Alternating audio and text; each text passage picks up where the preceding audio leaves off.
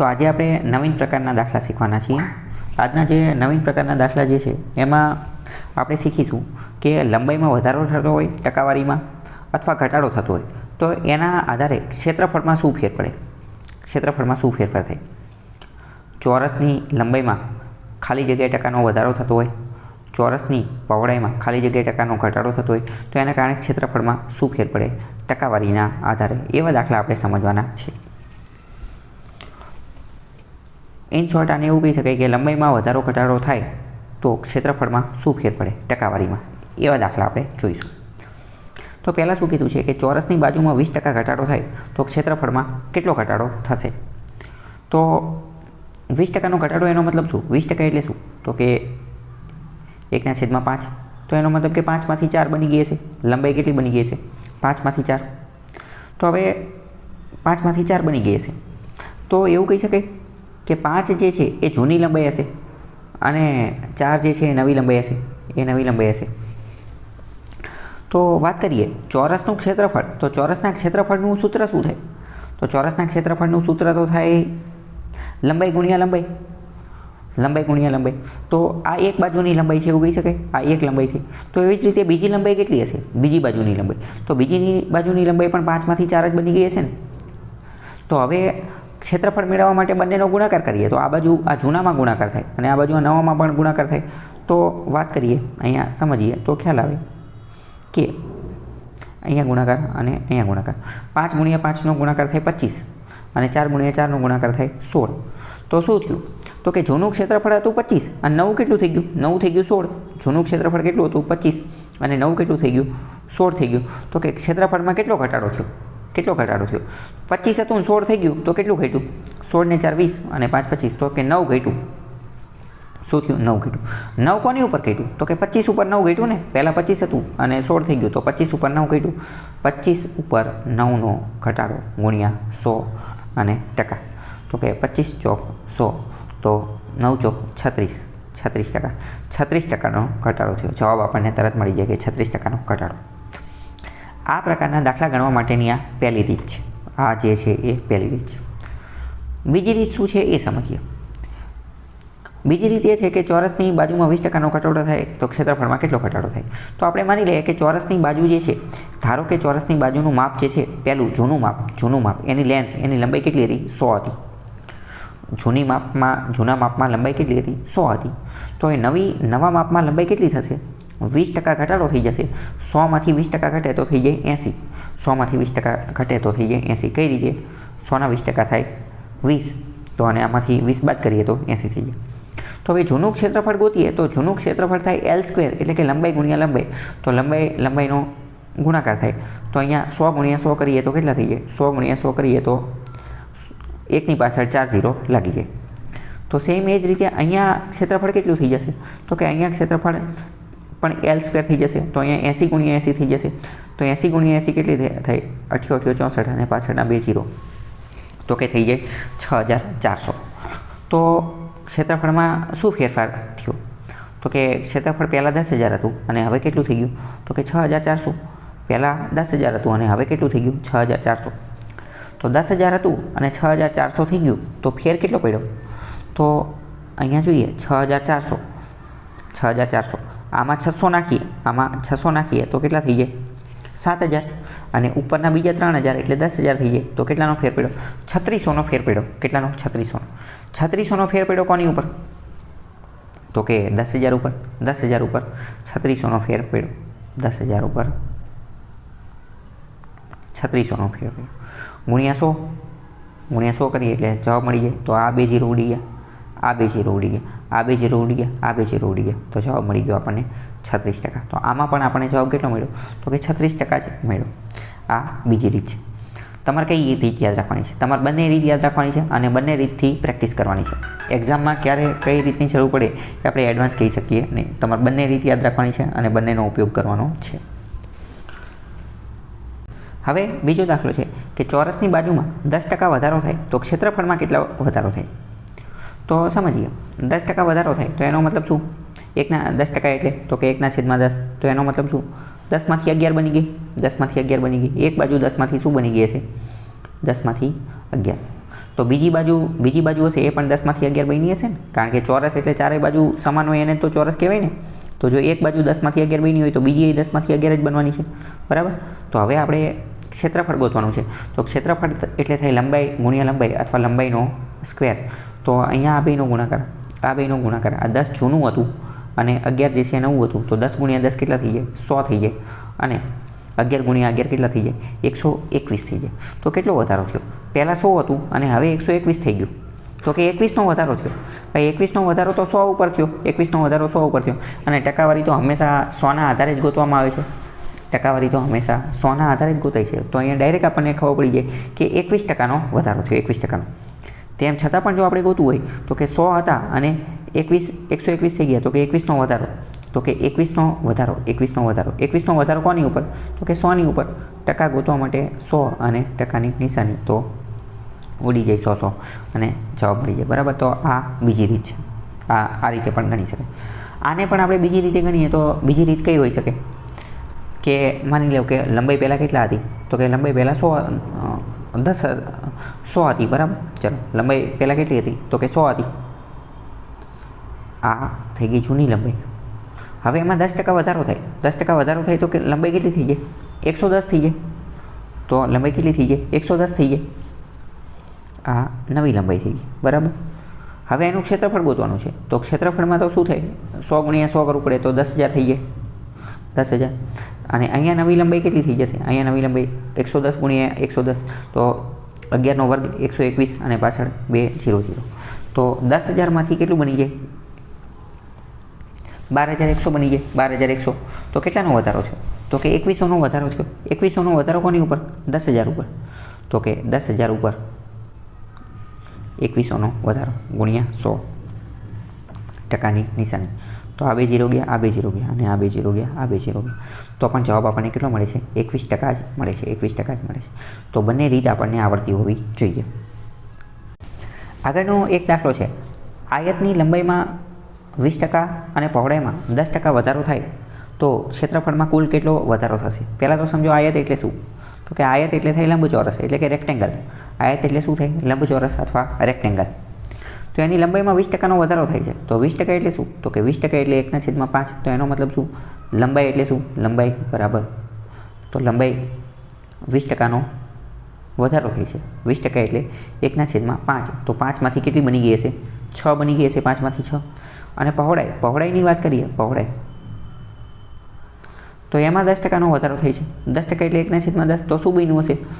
10માંથી 11 બની હશે. 10માંથી 11 બની હશે. હવે આપણે ગોતવું છે ક્ષેત્રફળ. તો ક્ષેત્રફળ એટલે શું થાય? કે ક્ષેત્રફળ એટલે તો કે લંબાઈ ગુણ્યા પહોળાઈ થાય. લંબાઈ ગુણ્યા પહોળાઈ. તો અહીંયા ગુણાકાર કરી નાખીએ. આ 10 એ જૂનું છે, 6 વાળું નવું છે. તો અહીંયા 2નો ગુણાકાર અને અહીંયા 2નો ગુણાકાર. 10 × 5 = 50 થઈ જાય અને 11 × 6 = 66 થઈ જાય. તો શું થયું? જૂનું ક્ષેત્રફળ હતું 50, નવું ક્ષેત્રફળ કેટલું બની ગયું? 66. કેટલાનો વધારો થયો? તો કે 16નો વધારો થયો. 16નો વધારો કોની ઉપર? તો કે જૂના ઉપર જોઈને 50 ઉપર 16નો, 50 ઉપર 16નો વધારો. તો 50 ઉપર 16નો વધારો ગુણ્યા 100 અને ટકાની નિશાની. 50 × 2 = 100, 16 × 2 = 32. તો શું થયું? 32%નો વધારો થયો. તો આવી રીતે તમે આ પ્રકારના દાખલા ગણી શકો છો. ધારી અને ગણવું હોય તો કઈ રીતે ગણી શકાય? તો ધારી લેવાનું કે લંબાઈ જે છે એ પહેલાં કેટલી હતી? તો કે 100 હતી, બરાબર. લંબાઈ પહેલાં કેટલી હતી? તો કે 100 હતી. જો કે જો લંબાઈ 100 ધારવા કરતાં વધારે સારી કઈ રહેશે? તો કે 10 લંબાઈ ધારવી વધુ સારી રહેશે. શા માટે એ સમજીએ. લંબાઈ 10 ધારવાની અને પહોળાઈ પણ 10 ધારવાની. પહોળાઈ જે છે એ પણ 10 ધારવાની. શા માટે એ સમજીએ. માની લો કે લંબાઈ જૂની લંબાઈ કેટલી હતી? તો કે પહેલાં 10 હતી અને પહોળાઈ પણ 10 હતી. એક રીતે જોઈએ તો જો લંબાઈ અને પહોળાઈ બંને 10 ધારીએ તો એ હકીકતમાં ચોરસ થઈ જાય.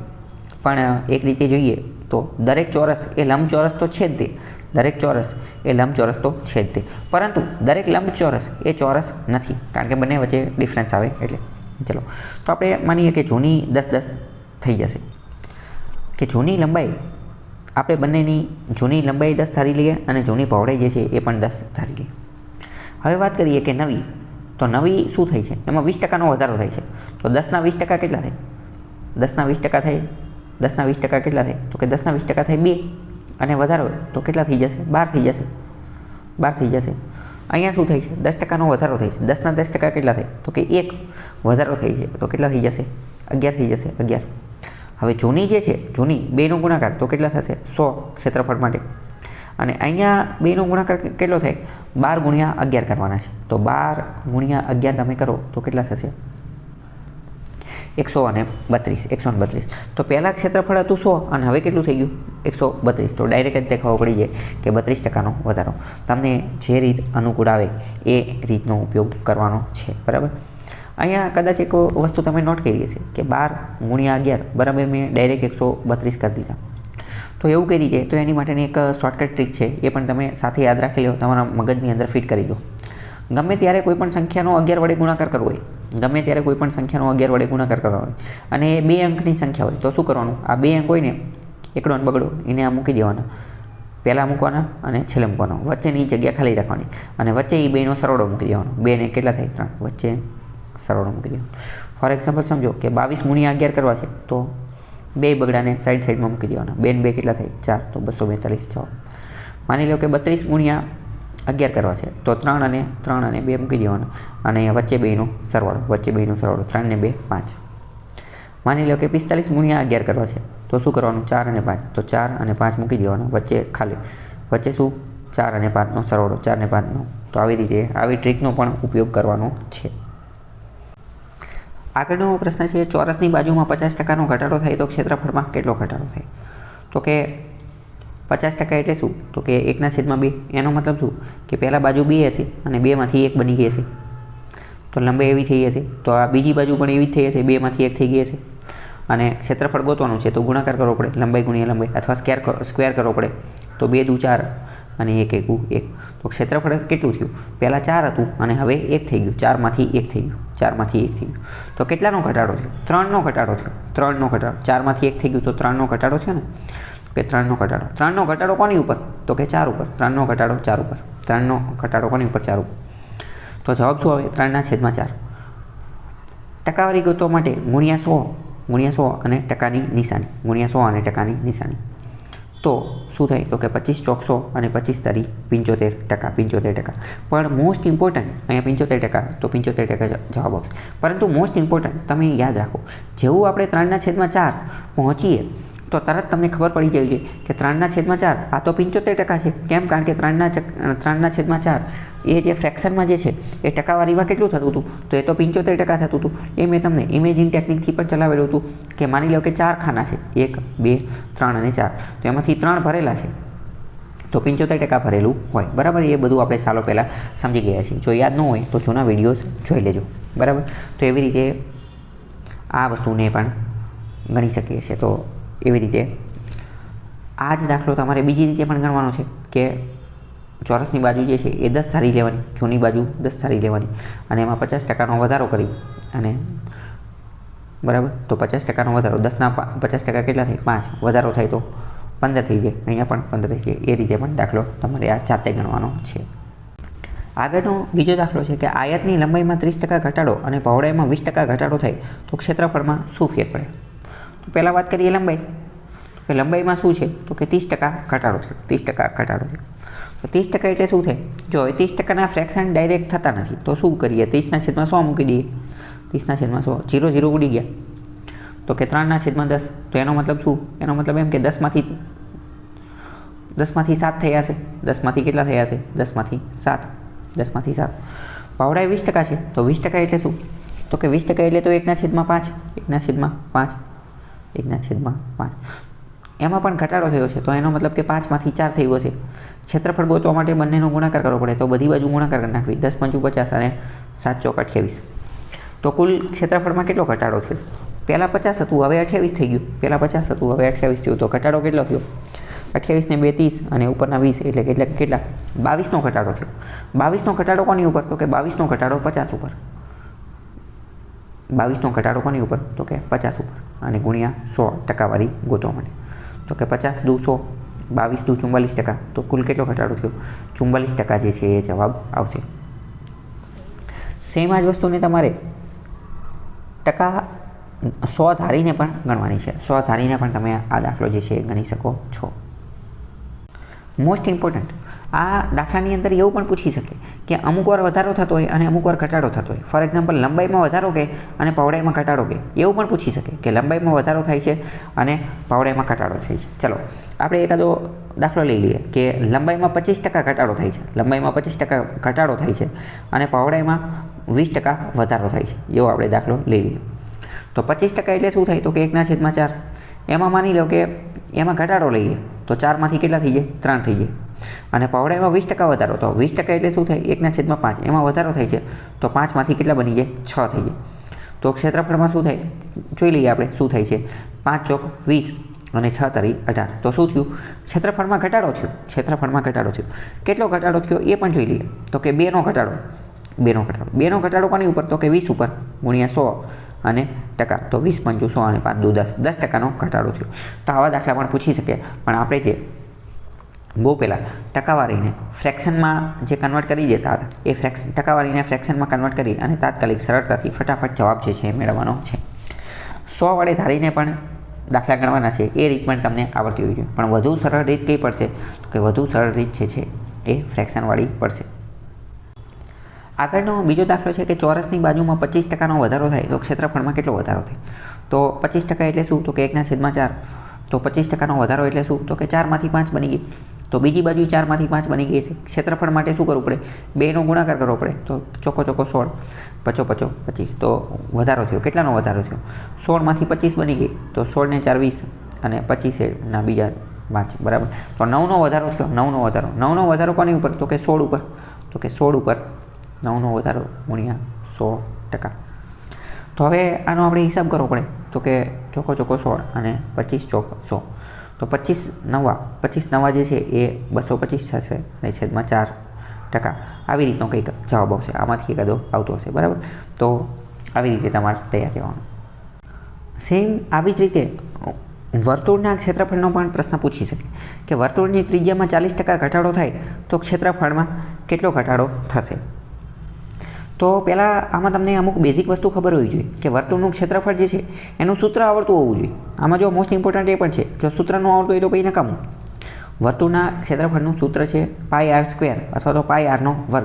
πr². પાઈ તો નિશ્ચિત છે. કાં તો 22/7 અને કાં તો 3.14.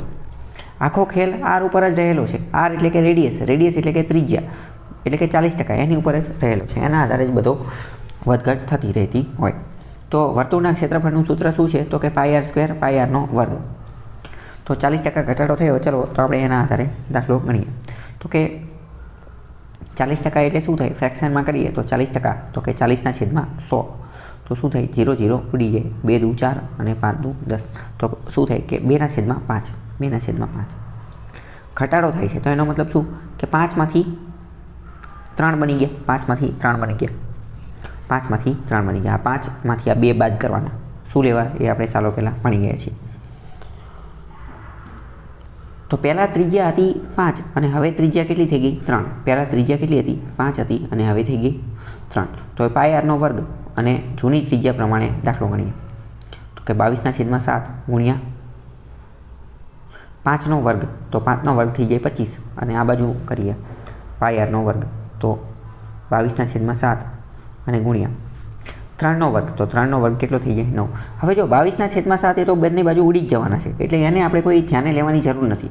આ તો આપણે ડિફરન્સ લેવાનો છે. ડિફરન્સના આધારે તો ટકાવારી ગોતવાની છે. એટલે 22/7ને ગણતરીમાં ના લઈએ તો પણ ચાલી જાય. તો પહેલાં કેટલું હતું? પહેલાં 25 હતું. હવે કેટલું થઈ ગયું? 9 થઈ ગયું. તો કેટલો ઘટાડો થયો? પહેલાં 25 હતું અને હવે 9 થઈ ગયું. તો ઘટાડો થયો. 25માંથી 9 કાઢવા પડે. 25માંથી 5 જાય તો 20 અને 20માંથી 4 કાઢી નાખીએ તો 16. તો ઘટાડો કેટલો થયો? 16નો. 16નો ઘટાડો કોની ઉપર? તો કે 25 ઉપર. તો કે 25 ઉપર 16નો ઘટાડો ગુણ્યા 100%. તો કે 25 ચોક 100 અને 16 ચોક 64. તો કેટલાનો ઘટાડો થયો? કે 64%નો ઘટાડો થયો. કે 64% જવાબ આવશે. 64%નો ઘટાડો. સેમ આ જ વસ્તુને તમે 100 ધારીને પણ કરી શકો છો અથવા 10 ધારીને ગણશો તો થોડું વધારે સારું રહેશે. 10 ધારીને ગણીએ. 10 શું લેવા ધારીને ગણશું? 10 એટલા માટે ધારશું કારણ કે આપણે એવું માની લઈએ કે ત્રિજ્યા માની લો કે 10 હતી. આપણે સૂત્ર થાય πr². તો જૂની ત્રિજ્યા કેટલી થઈ જશે? r². તો 10 × 10 એટલે 100 થઈ જશે. તો 100 આપણને બેઝ મળી જાય તો આપણને ડાયરેક્ટ જવાબ મળી જાય, આપણે કોઈ આડાવડું કરવું ન પડે, કારણ કે ટકા 100ના આધારે જ ગણવામાં આવે છે એટલે, બરાબર. કોઈ પણ આંકડો ધારીએ કંઈ પણ આપણે એવો આંકડો ધારવાનો જે આપણને સરળતાથી જવાબ સુધી પહોંચી શકીએ એવી રીતે. તો આપણે માની લઈએ કે જૂની ત્રિજ્યા કેટલી છે? 10. જૂની ત્રિજ્યા કેટલી છે? 10. તો કે જૂની ત્રિજ્યા અંતર્ગત એનું ક્ષેત્રફળ કેટલું થશે? તો કે પાઈ આર સ્ક્વેર, તો પાઈ આરનો સ્ક્વેર, તો 10નો સ્ક્વેર કેટલો થાય? 100. આ જૂનું ક્ષેત્રફળ થઈ ગયું. હવે નવી ત્રિજ્યા કેટલી થાય? 40% ઘટાડો થાય. તો 10ના 40% કેટલા થાય? તો કે 10 ગુણ્યા 40% કાઢવા માટે છેદમાં 100, 0 0 ઉડી ગયા, 4 થાય. કેટલા થાય? 4. જો કે આપણી શોર્ટકટ પ્રમાણે આપણને ઓટોમેટિક પણ ખબર પડી જાય કે 4 થશે, તો ઘટાડો થઈ જાય, 10માંથી 4 જાય તો કેટલા થાય? તો કે નવી ત્રિજ્યા બની જશે 6. નવી ત્રિજ્યા કેટલી બની ગઈ? 6. પાઈ અને આરનો વર્ગ કેટલો થશે? તો કે આરનો વર્ગ એટલે કે 6નો વર્ગ, તો કેટલો થઈ જાય? 36. કેટલો થઈ જાય? 36. 100 હતું અને 36 થઈ ગયું. 100 હતું અને 36 થઈ ગયું. કેટલાનો ઘટાડો થયો? તો કે 64નો ઘટાડો થયો. તો આમાં પણ જવાબ એ જ આવે છે, 64નો ઘટાડો. તો આવી રીતે આપણે બધા દાખલા અલગ અલગ રીતે જે છે એ તમને આવડતા હોવા જોઈએ, બધી જ રીત આવડવી જોઈએ. બીજો વર્તુળનો દાખલો છે કે વર્તુળની ત્રિજ્યામાં 10%નો ઘટાડો થાય તો ક્ષેત્રફળમાં કેટલો ઘટાડો થાય? તો માની લો કે ત્રિજ્યા 10%નો ઘટાડો એટલે શું થાય? તો કે 1/10. તો એનો મતલબ શું? 10માંથી 9 થઈ ગયા. 10માંથી 9. વર્તુળનું ક્ષેત્રફળ શું થાય? તો કે પાઈ આરનો વર્ગ. પાઈ એમને એમ રાખીએ, આ જૂનું પાઈ આરનો વર્ગ. આર કેટલી છે? 10. તો 10નો વર્ગ થાય 100. 100 પાઈ જવાબ આવ્યો અહીંયા. અને આ બાજુ શું થાય? તો પાઈ આરનો વર્ગ. પાઈ 9નો વર્ગ, તો કે 81. તો કે પહેલાં કેટલી હતી? તો કે પહેલાં 100 હતી અને હવે કેટલી થઈ ગઈ? 81 થઈ ગઈ. કે 100માંથી 81 થઈ તો ઘટાડો કેટલો થયો? 81 અને 9 90 અને ઉપરના 10, તો કે 19%નો ઘટાડો થયો. 19%નો ઘટાડો. આમાં તમે 100 અને 10 ધારીને પણ ગણી શકો છો, બરાબર, તમને જે સારું લાગે. આગળનો બીજો દાખલો છે કે વર્તુળની ત્રિજ્યામાં 30% ઘટાડો થાય તો ક્ષેત્રફળમાં કેટલો ઘટાડો થાય? તો 30% એટલે શું? તો કે 30% એટલે 30/100. અહીંયા 0 0 ઉડાડી દઈએ તો શું થાય? 3/10. 3/10 એટલે શું? ઘટાડો થાય. તો કે કેટલું બની જશે? 10માંથી 7 બની જશે. 10માંથી 7 બની જશે. 10માંથી 7 બની જાય તો હવે જૂનું ક્ષેત્રફળ ગોતીએ. તો પાઈ આરનો વર્ગ, તો અહીંયા 10નો વર્ગ. 10નો વર્ગ કેટલો થાય? 100. અને અહીંયા જોઈએ પાઈ અને આરનો વર્ગ. આર કેટલા છે? 7. 7નો વર્ગ કેટલો થાય? 49. તો કેટલું બની ગયું? 100માંથી 49 બની ગયું. 100માંથી 49. 100માંથી 49 બન્યું તો કેટલો ઘટાડો થયો? 51%નો ઘટાડો થયો. 51. તમને એવું લાગે કે આપણે અહીંયા આ 51નો ઘટાડો એ 100 ઉપર, તો કે 100 ઉપર 51 ગુણ્યા 100 એવું કેમ નથી મૂકતા? એવું એટલા માટે નથી મૂકતા કારણ કે 100% ટકાવારી 100ના આધારે તો ગણવામાં આવે છે અને 100નો બેઝ અહીંયા આપણને મળી જાય એટલે એ મૂકવાની જરૂર નથી. તો આવી રીતે તમારે આ દાખલા ગણવાના છે અને વધુ પ્રેક્ટિસ કરવાની છે. આની જેવા બીજા 10 દાખલા જે છે એ તમારે ગણવાના છે.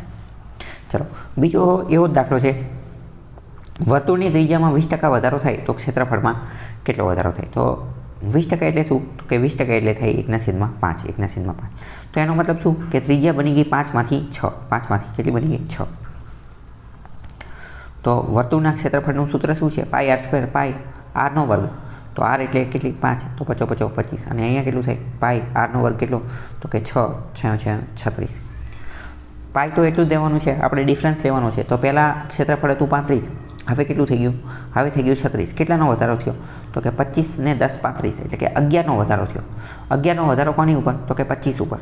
તો કે આ 25 ઉપર 11નો વધારો ગુણ્યા 100 અને ટકાની નિશાની, તો કે 25 ચોક 100, 11 ચોક 44% જવાબ આવશે. 44%.